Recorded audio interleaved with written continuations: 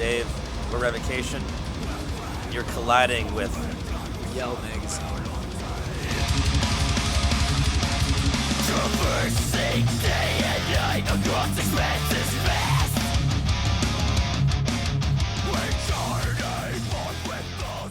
So you played your set earlier today, which was killer. How did you find the audience reaction and participation? It was great. Yeah, it's our first time playing Heavy MTL, and I was just blown away with just how psyched everyone was, and so many people out there. So it was really a great time. Did you see the banana surfer? Yeah. Yeah, he made it up there a couple times. Yeah. Yeah, it's cool. Who are you most excited to see throughout the weekend?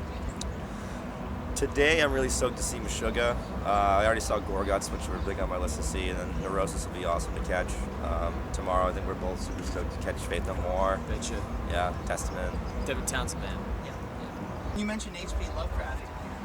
Yeah. Are you a big horror fan? Yeah, love sci-fi, horror, and all that stuff. Do you have a top 5 favorite movies that you just love? Absolutely. Yeah, I mean, The Thing, just the creatures in that are so great, and I love the whole psychological element to it, like who's an alien, who's not, and Isolation. Yeah, it's just a great movie. The Aliens movies are great. I mean, Alien 1 had such a creepy vibe to it, but I have to admit, I think I like Aliens better because the Queen Alien was just such a cool scene. Let me think. Yeah, 3 right now. Right. I'm at 3 right now. So, sci-fi horror. Well, I mean, I love it's not sci-fi horror, but I love the Nightmare on Elm Street series, growing up, because you kind of root for Freddy to win because he's such he's evil, but you want him to win. Yeah, he's lovable at the same time. And then there's this. It's not sci-fi horror, but there's this French horror film called Martyrs that's just deeply disturbing. It's not scary, I mean it is, but it's really just soul crushing, I guess would be the word. If it's that would be the genre of horror. Yeah. So by today's standards, you guys are releasing an album at an astonishing rate. Is there a plan behind that, or? World domination. Yeah.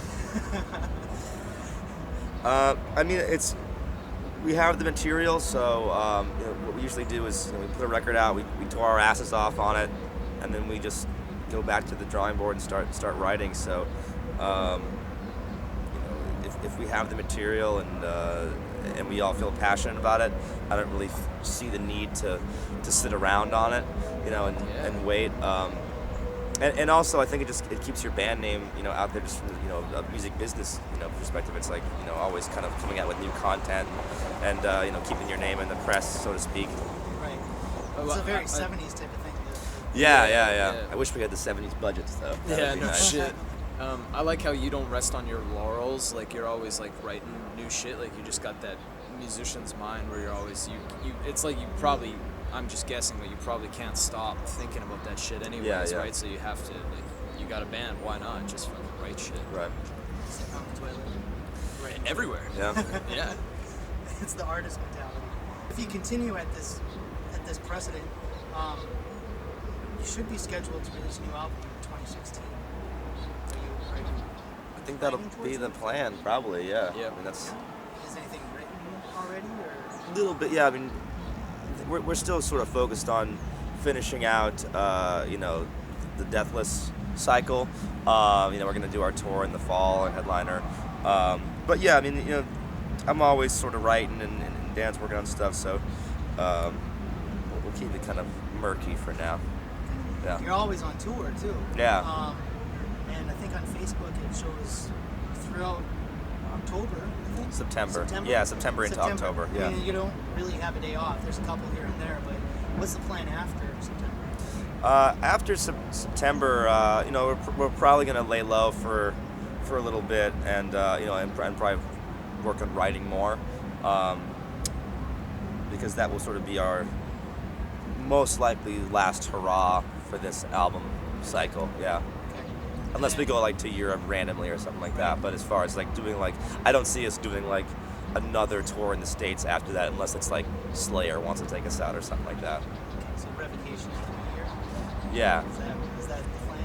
Well, yeah, I mean, I don't know when I don't know when the next record would be coming out, but I mean, we'll definitely be planning on working on the new record like during that. We like to hibernate, I guess you'd say. Touring in the winter is rough business, so. Is it Zeus that produced? The last one, yeah. Yep. Do you want to work with him again? Or? Yeah. I think when we do record, that'll probably be who we go with. He was a blast to work with, and he was also sort of a new producer for us to work with as well. So that's always fun to work with the new dude. He's awesome. What pivotal albums In our catalog, helped forge the sound of Revocation?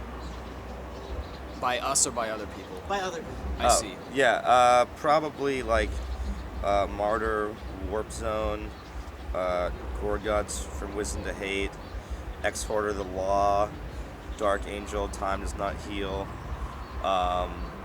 Pantera, like Vulgar Display, Far Beyond Driven. Dolly Parton. Yeah. All that good shit. Like Morbid Angel, Covenant. Think of one more, like Anada, Under a Stone with No Inscription. Yeah. It's a good list. Yeah. Guns N' Roses, User Illusion. That's right. You guys have a lot of that type of that type. I love that type, but Yeah.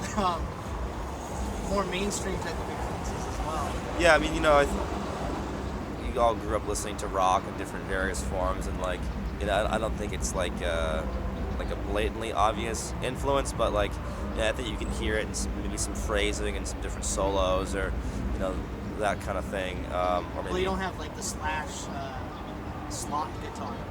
See, I think Slash is like not sloppy at all. I think he's pretty fucking clean. I hear some Slash in some of the solos that Oh, he yeah? plays. Yeah. Not outright blatant, but just like. Yeah, there's reminds me. definitely a little influence for Yeah, sure. some. Yeah. Yeah. They're not slop and junk guitar, like the Johnny Thunders and Oh, I see. Yeah, kind of like a The loose. loose. Right. Yeah. That- Like that- he's that's definitely almost bluesy though. Yeah, right? totally. Yeah, it's not focused on like being like as technical as Yeah. possible. For me, like Slash's playing is very lyrical. Like you can like sing his solos back, and they have a Yeah. certain like swagger to them, I guess you'd say. And I think I try to sort of tap, no matter what the solo is. I think being lyrical. Is very important. That's a reason why I love Marty Friedman so much, because I mean he's a very technical player, obviously, but like some of my favorite phrases of his are, not even his most technical passages. They're like the more like almost sort of bluesy or really emotional bends that he does that have that kind of that lyrical quality to it that I think Slash has for sure. Right. Yeah. emoting. Yeah. For sure. Yeah. What are your greatest fears or phobias?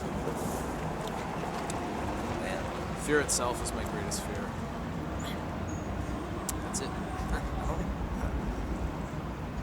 I don't know. I don't really have like I'm not really like afraid of like snakes or like spiders or any shit like that. I don't know. I mean, I'm afraid of things biting my hands. Like if I put my hand out to a dog, I don't always trust it not to bite my hand because like I play and do everything with my hands. So I have something where I'm like, that's good, dog. You just stay right there. I won't put my fucking hand out to you. yeah, I mean, like I'm not like stoked on like flying, but at the same time, I'm not like, oh no, I have to fly. You just kind of get used to it, I find like anything, like you expose yourself to it enough, like you just sort of get used to that feeling. Tell that to Dan. yeah. He hates it. Yeah, he hates it.